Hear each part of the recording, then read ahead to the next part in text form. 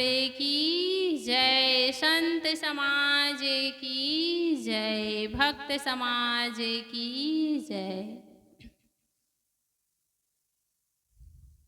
परम पूज्य श्री साहेब जी, अर्चनी वंदनी संत समाज, सत्संग प्रेमी भक्त सज्जनों एवं भक्तिमती माताओं, मुझे भी साहेब जी द्वारा आज्ञा हुई है, सो आज्ञा पालन हेतु आप सबके बीच कुछ देर निवेदन प्रस्तुत है।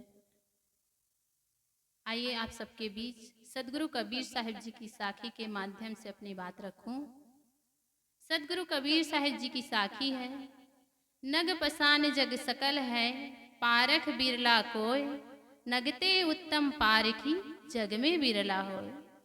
सदगुरु कबीर साहिब जी साखी में कहते हैं कि इस संसार में रत्न है और पत्थर है, गुण है और दोष है। इस संसार में देखा जाता है कि यह संसार जो है गुण दोषमय है। यहाँ संसार जो है रत्नों से भी भरा पड़ा है और पत्थर से भी भरा पड़ा है। सभी प्रकार की वस्तुएं इस संसार में हैं, गुण भी है, दोष भी है। हमें लेना क्या है, हम पर डिपेंड करता है कि हमें चाहिए क्या, हमारे जीवन के लिए सही क्या है, गलत क्या है, हमको सोचना है, हमको विचार करना है। जब तक हमारे जीवन में विचार नहीं होगा तब तक हमारा जीवन अंधकारमय होगा। जिस प्रकार से चींटी जो होती है वह कंकड़ और चीनी में से कंकड़ को छोड़ देती है और चीनी को ले लेती है, उसी प्रकार से हमारा जीवन भी हो। हम भी विचार पूर्वक चले, परख करके चले, तभी हम जीवन में आगे बढ़ सकते हैं। यदि हमारे जीवन में परख नहीं है, विचार नहीं है, तो हमारा जीवन एक पशु के भांति हो जाएगा। जिस प्रकार से पशु भोजन करता है और टहलता है, फिर अपने खूंटे पर आकर खड़ा हो जाता है, उसको ज्ञान नहीं होता है कि मैं आज भोजन कर लिया तो कल के लिए बचा कर रखूं।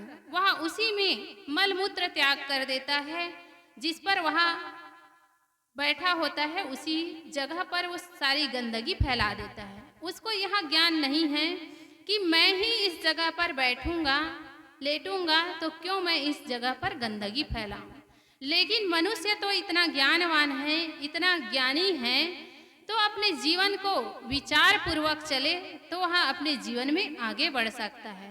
और जीवन में आगे बढ़ने के लिए जितने भी दुर्गुण हैं, दुर्व्यसन हैं, उसको धीरे धीरे करके त्यागना होगा।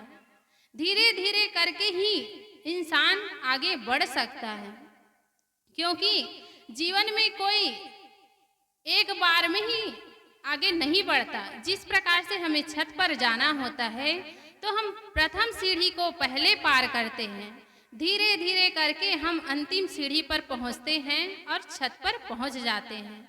उसी प्रकार से हमारा जीवन भी है।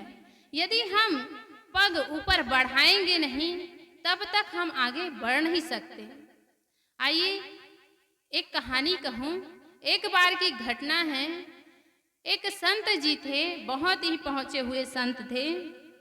उनके पास एक व्यक्ति आया और वह व्यक्ति कहने लगा, संत भगवान, मुझे आपका शिष्य बनना है, मैं आपको गुरु रूप मानता हूँ और मैं आपसे दीक्षा लेना चाहता हूँ। तब वह संत जी कहते हैं कि बेटा, मुझे गुरु बनाने के लिए, गुरु रूप मानने के लिए तुम्हें एक कहा जाए दक्षिणा के रूप में कुछ देना पड़ेगा। तब वह जिज्ञासु कहता है, ठीक है गुरुजी, मुझे आपसे दीक्षित होना ही है, मैं आपके शरण में रहना चाहता हूँ, मुझे स्वीकार है। आप बताइए कि मुझे गुरु दक्षिणा में देना क्या है। तब संत जी कहते हैं कि बेटा, ऐसी वस्तु ढूंढ कर लाना जो इस संसार में निरर्थक हो, जिसे लोग व्यर्थ समझकर फेंक दिए रहेंगे, वैसे वस्तु मुझे ढूंढ कर लाकर देना, वही गुरु दक्षिणा होगी। तब वह जिज्ञासु उस वस्तु की खोज में निकल जाता है। उस वस्तु की खोज में निकले हुए उन्हें 6 महीना हो जाता है, लेकिन वह वस्तु उसे कहीं भी नहीं मिलता है। एक दिन वह उदास हताश मन से घर से निकलता है तो उन्हें घर से कुछ ही दूरी में एक पत्थर दिखाई देता है। ऐसे ही पड़ा हुआ था रास्ते में पत्थर, तो वह पत्थर को देखता है और जैसे ही उसे उठाने के लिए नीचे झुकता है, वैसे ही उस पत्थर से आवाज आती है, अरे मूर्ख, तू पागल हो चला है, मुझे व्यर्थ का वस्तु समझता है। मैं ही तो तुम्हारे घर का नींव हूँ। मेरे ही द्वारा बनाए हुए मूर्ति को तुम पूजते हो, उसकी आराधना करते हो, उसकी सेवा करते हो और मुझे ही व्यर्थ मान रहे हो, मुझे बेकार वस्तु समझ रहे हो। यह आवाज जब पत्थर से आई, वह व्यक्ति सावधान हो जाता है और फिर आगे बढ़ जाता है। कुछ दूरी पर उन्हें एक लकड़ी पड़ी हुई दिखाई दी। वह जैसे ही उस लकड़ी को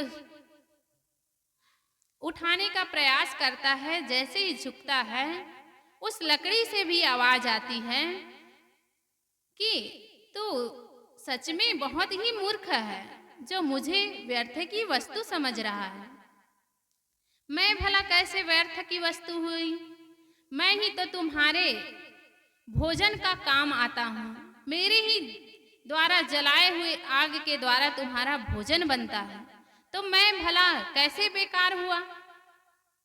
तुमने तो मुझे व्यर्थ में ही बेकार की वस्तु बना डाला।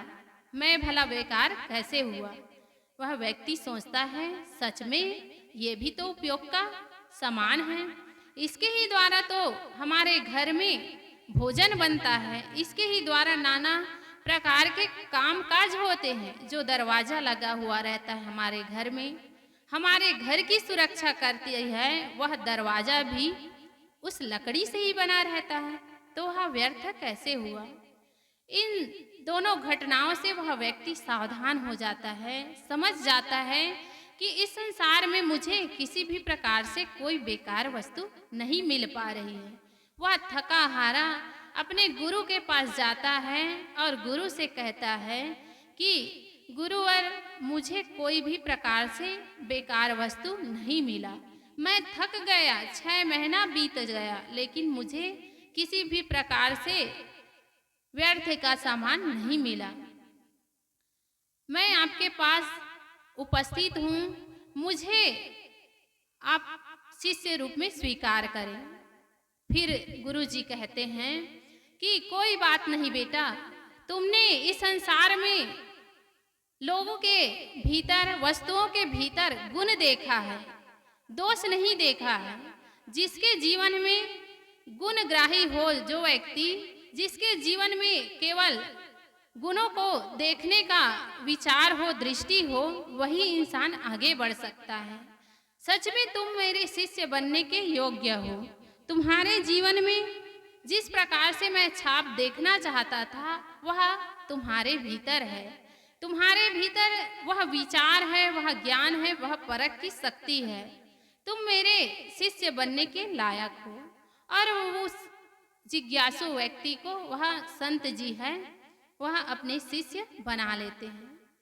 कोई पत्थर या कोई लकड़ी बोल नहीं पाती है, वह बोलती नहीं है, लेकिन बातों को समझाने के लिए कहानी कही जाती है। यदि कहानी के द्वारा किसी बातों को समझाया जाए तो लोगों के मन में वह सहज ही पकड़ में आती है, क्योंकि ऐसे बातों को समझाने के लिए केवल दृष्टांत ही काफी रहता है। दृष्टांत के द्वारा ही हम समझ सकते हैं कि हमारे जीवन में किस प्रकार से कमी है, किस प्रकार से दोष है, और उन दोषों को हम त्याग करके ही आगे बढ़ सकते हैं। इसलिए सदगुरु कबीर साहब जी ने कहा है कि इस संसार में रत्न भी है, पत्थर भी है, गुण है और दोष भी है, लेकिन उसके परखने वाले, उसकी परख करने वाले कोई बिरला ही है। और वह बिरला व्यक्ति ही जीवन में आगे बढ़ सकता है, जिसको रत्न और पत्थर में परख हो, गुण और दोष में की परख हो, वही इंसान इस रहस्य को समझ सकता है और गुण को लेकर दोषों का त्याग करके और रत्न को लेकर पत्थर को छोड़ करके अपने जीवन में आगे बढ़ सकता है। सदगुरु कबीर साहिब जी की यह साखी बहुत ही गुणग्राही है।